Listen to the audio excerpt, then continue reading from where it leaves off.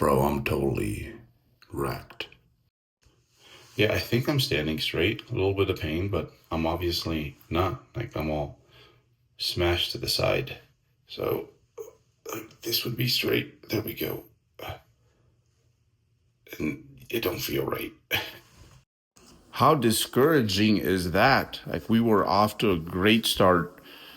Uh, Great start, great finish to the off season, start of a prep, and then snap my stuff up. And it wasn't a sudden snap up. It was more so I had just done my new stiffer leg RDL variant, and my one set of Jefferson curls that I have after that, and then went home, felt right, everything felt good, and then eventually, like a 2, 3 out of 10 pain set in, and then it got worse. And now it's just annoying. It's just I can't be seated for too long, which perhaps not a terrible thing, but I do think it's going to impact training like the next 2 weeks or so, which is fine because in like 2 weeks perhaps like prep might start. So I'm not going to see a chiro to like snap me back into place because that's not what I need. Like what's taking place is like one side's just kind of guarding itself, and I need to over time let it know that like yo you're good, and movement's gonna help with that. Time's gonna help with that.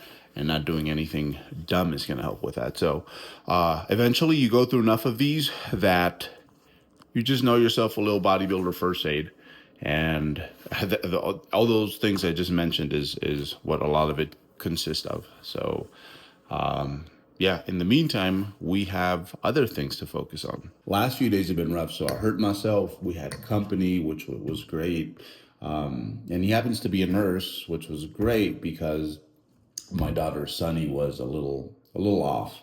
Everything's getting better now, but combination of this perfect storm, definitely all the momentum I had going just snapped it up like that. And I'll tell you what, like this is where perhaps younger versions of me, less experienced versions of me, would have been impacted by this a little bit more.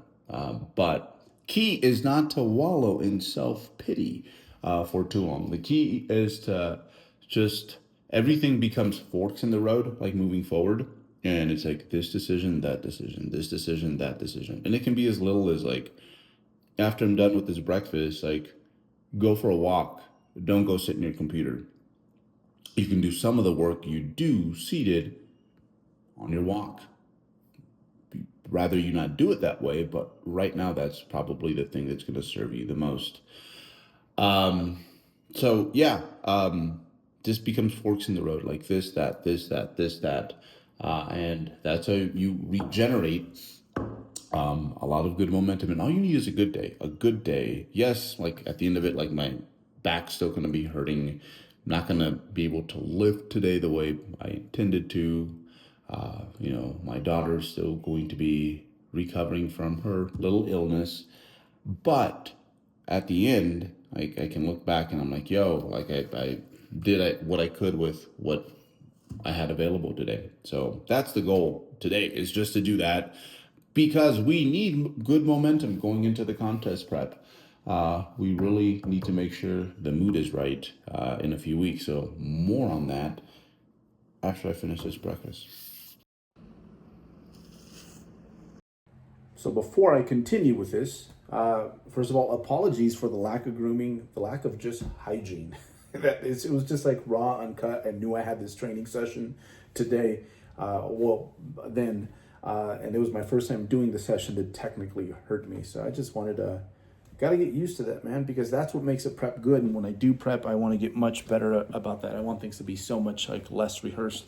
Before I get into what I'm doing here, we do have an awesome course on the vault by our guy, Nick Licamelli, who, one of the reasons that I'm like, you know what, if this is more than I can handle, this is more than just like first aid, I gotta go talk to a professional.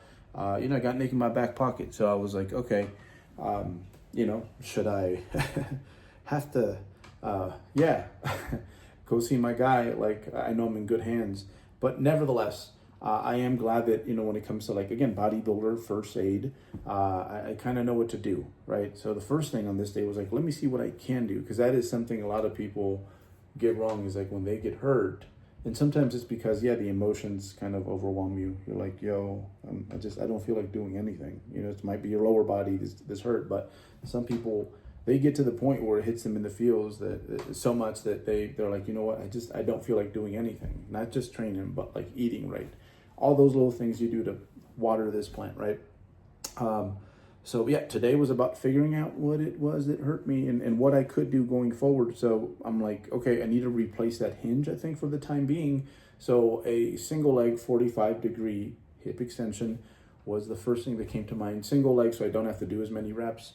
This is going to be a little bit more. It's not 1-for-1 with the RDL. This is going to be a little bit more hamstring bias, the knee angle, but also just the fact that my knee is further back from like the end of the moment arm, which is like my torso that's flopping over. But I felt like no discomfort here, no discomfort. So I'm like, okay, this is going to be better than I thought. And I showed you guys my hips and how like off they were and how I was kind of guarding one side. It was far worse like the days after. So that was my first set. I think this is my last set. And yeah, in between this, my goal was to see if I could perform some sort of hinge. So I was going to kind of like, pre-exhaust the hamstrings, and then the glutes with the leg press. And then that way my lumbar area doesn't have to do too much. Then try some dumbbell RDLs. That was the plan I had today. That was like, if everything goes right, I'm going to be able to do that. And so far so good up until this point. But yeah, no, I've been there before, man, where, something, you hurt yourself and you have this great momentum going. I had just PR'd on the RDL a few weeks ago, hit that, what was it? It was 5:15 for 4, or 6, I'm not sure, one of those. Nevertheless, I felt like $1 million, and that was great going into this contest prep. But yeah, things happen sometimes, and it won't be the last time, especially when you're training hard. You can kind of expect, like, hopefully nothing catastrophic happens, but little things will take place when you're trying to push your limits. So yeah, this was, I'm like, if this is all I can do, like, I'm perfectly happy with this. I'm sure at some point I'd have to load it, but a little bit more hamstring, a little bit less glute, no pain. Something is better than nothing, that sort of deal. But yeah, these, again, single-legged, deceptively hard, because, and that's why I'm doing them, so I don't have to perform as many reps. So this was done, and then I had the leg press.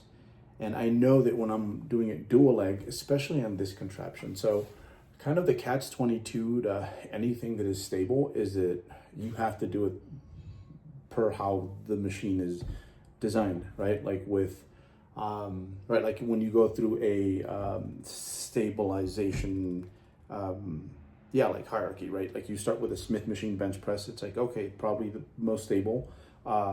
There's many more, but just so that we can, many other stable variations, but just so that this comparison makes sense. And then the bench press would be like a notch less stable, but it allows maybe a little bit more of your like natural J curve that you have with your bench press.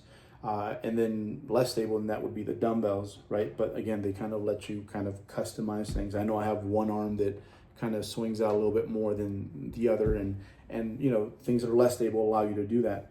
So with dual-legged leg presses, I know that, it's nice. It cuts my time in half, but at the same time, especially on this contraption, I've always compared it to like the Game of Thrones, like Throne. And I can see why. It's strong, it's sturdy, it does a lot of good things right, but like, man, it's overbuilt in a both good and bad way. That's the rogue leg press. Like, this thing will be around long after I'm gone, I'm pretty sure. But yeah, because of that, having dual legs, like, your hips just can shimmy around a little bit, to kind of be in the position that they prefer. So went with single leg because usually that feels a little bit better. I know that for me, like, for sure it does. And out of everything I did today, this was probably the thing that was the most uncomfortable. However, right away I'm like, man, this feels so much more comfortable than when I was doing it, like bilaterally. So I'm like, all right, going forward, I'm just gonna do this. I was a touch off. I was maybe like 10% under my loads. So played it conservatively, but again, I think that was the thing. Then some hamstring work, and I'm like between the 45-degree back extension, that glute press, and this, I already have a pretty reasonably, like a very effective actually, setup going. So this one, I think I was probably the least concerned about. I knew that this one I'd most likely be able to do, maybe not hunched over this way to get a little bit more stretch in the hamstrings, but I was like, good chance. There's a good chance that I will be able to, especially if the 45 went pretty well. So up until this point, I'm like, all right, this is what I can do. I probably can't play with the barbell RDL for now, especially for me, because just based on the way I'm put together, there is a point, like for me, I think a little bit earlier than most, where the bar just really starts to get in the way, right? And you have this soft asymmetrical human body, this hard symmetrical bar. Like, what's going to give? It's probably going to be the human body. But again, I don't think it was the RDL. I do think it was that Game of Thrones style leg press. So this was the last one. This was the last one, the one where I'm like, okay, like if I can do this, I'm going to be a happy camper. A lot of warm-ups to get to this point, just to kind of desensitize this area. So I'm just showing you guys like where the work started to become a little bit more relevant. I did it beltless, because with a belt, sometimes, especially when you're a little inflamed back there, a lot of that intra-abdominal pressure that you create can kind of, poke the bear. So I'm like, I'm just gonna go beltless. I should be fine with whatever loads I decide are safe today. This 120 felt amazing. So I'm like, you know what? I'll just cut it here because it was starting to get a little boring. Went with the 150s. I think my PR with dumbbell RDLs is 175. This was probably a little over a year ago, maybe a year and a half ago, and it was 175 for a set of 12. So the fact that I was able to get these for quite a few reps, like pretty banged up, I was really happy with that. Felt so comfortable, in fact, that I actually went a little bit over my active range of motion. You can see there's a little bit of lumbar rounding, but I kind of wanted that in this case because, part of healing is, it's like lay off when you need to lay off, but once it's time to rehab, it's like you need to kind of, because your body's an adaptive machine, and you need to encourage it, like, to adapt in the way you want it to. And these are the sort of things that I want to do. So I was like, you know what, I'm going to put a little pressure on that side, one, to test it, and then also because I know it's going to be good for me in the long term. So I might just have to keep these beltless until I feel like a lot of the inflammation is like chilled out. But I was super happy with this. So this is where I'm at. A little bit of a scare, especially this close to a prep. But it looks like everything's going to be good. Don't make it any worse these next few weeks, so that like once prep starts in about 3 weeks, I think, everything will be good and ready to go. So I think we dodged. It turned out to, I wouldn't say be a false alarm. I'm definitely going to have to be careful the next few weeks. But not nearly what I thought it would be potentially. And as a matter of fact, I think the only thing that's going to change going forward is, my leg press is going to be single leg. I'm going to keep the Jeffersons in there because I don't think it was the Jeffersons nor the RDLs. I literally just think it was, just the leg press just needs to be single leg. We're good. Again, main thing when it comes to this is that's just how bodybuilding is. Like, whether it's with your training and getting hurt, or maybe you're doing really well on your diet, and then all of a sudden you have a moment. The athletes that get the best results is not because they're perfect. Far from it. It's because when they do have this stuff happen to them, they just don't let it, for many different reasons, like play with their mind for way too long. They're really good at just like getting right back on it and not necessarily dwelling on it too much. So with that said, now that things are less eventful, really the only thing on the horizon is, and I need to finalize this after today, I just need to make sure that yeah, certain shows I'm doing that I can speak on them ahead of time. There's one particular show that, yeah,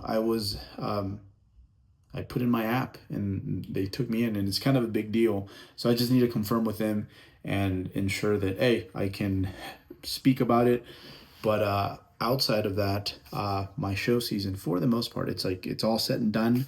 So I'll be sharing that with you guys, as well as like what the start of my contest prep process is going to look like when it comes to my nutrition, my cardio or no cardio, body comp for sure. That'll be the next video I upload. But yeah, now that we're good, I'm pretty sure I am anyways.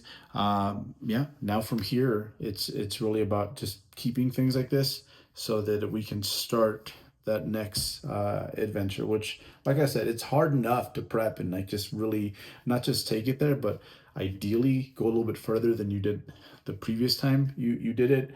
It's hard enough as it is, and then when you throw like injuries in there, that's just not the business. I've done that before.